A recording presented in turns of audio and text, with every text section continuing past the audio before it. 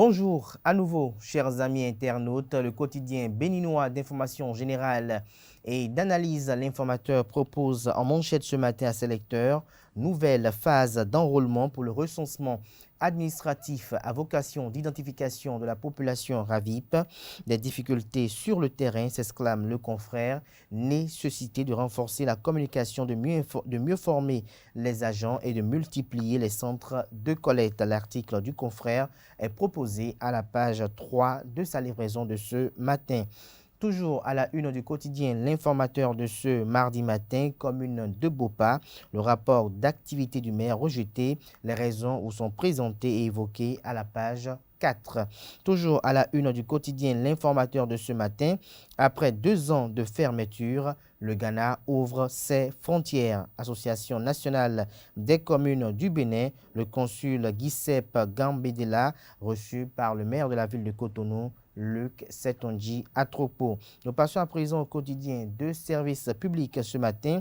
Engagement politique de la femme. Les grands défis selon Célestine Zanou sont présentés à la page 2. Le Canada vous donne un avant-goût que l'engagement politique de la femme est gage de stabilité et de bonne gouvernance.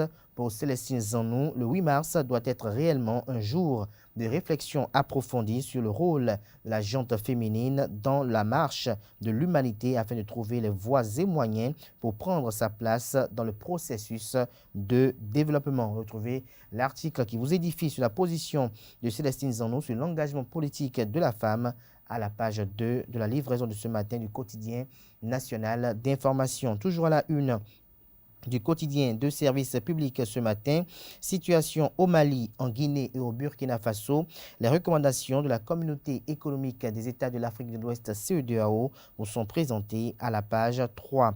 Lutte contre l'endométriose, des actions pour faire renaître l'espoir, lesquelles actions sont présentées à la page 3. Civiculture durable, un rempart pour la biodiversité, titre Le Canard, l'article à retrouver à la page 13.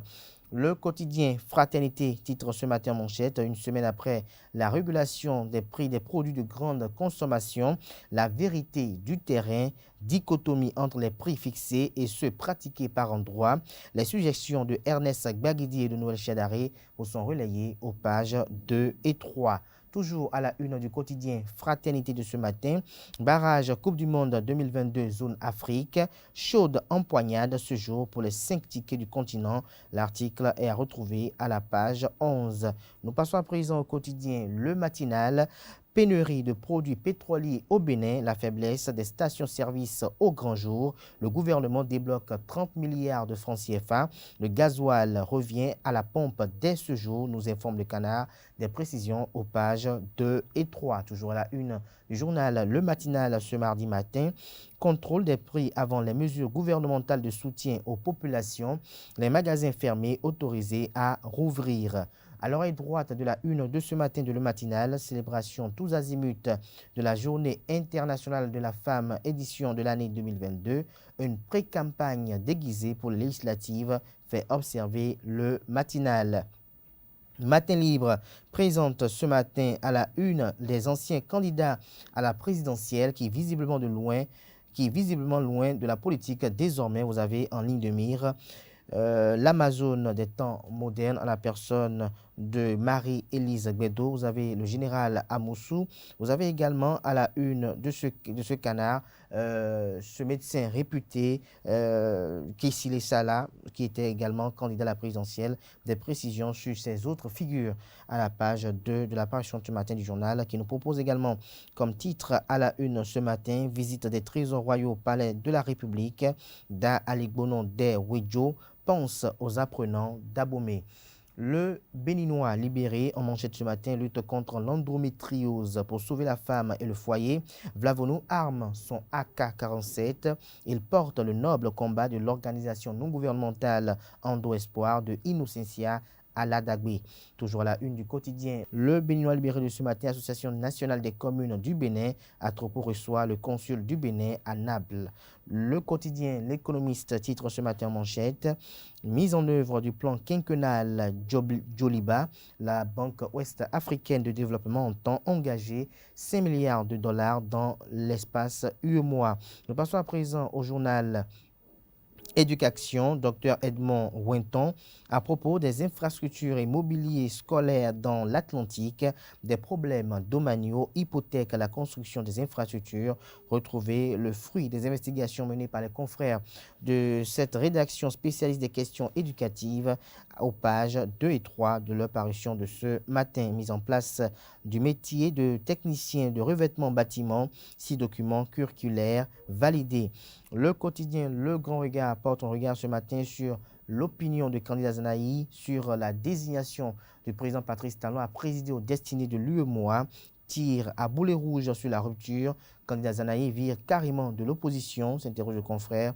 Des détails à la page 3 de la parution ce matin du journal Le Grand Regard, qui titre également à la une ce matin: entre agriculteurs et éleveurs à Bantais, le préfet Odoubou et le maire Fangbemont poursuivent la paix. Le Chasseur Info à la une ce matin: fin du festival Mariwendo 2022.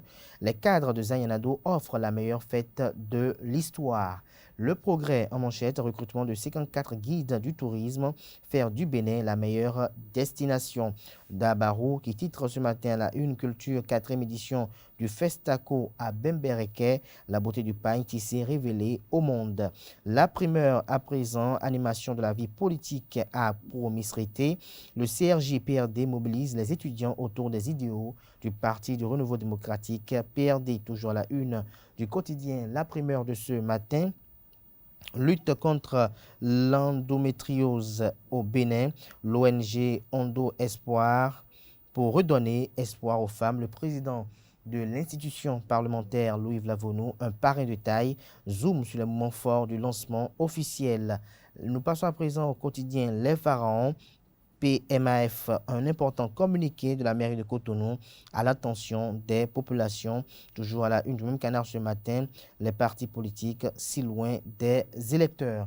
Ce sera tout pour la présentation de quelques titres parus ce jour dans la presse nationale. Place à présent au bulletin matinal d'information qui est présenté par Atifa Olafa.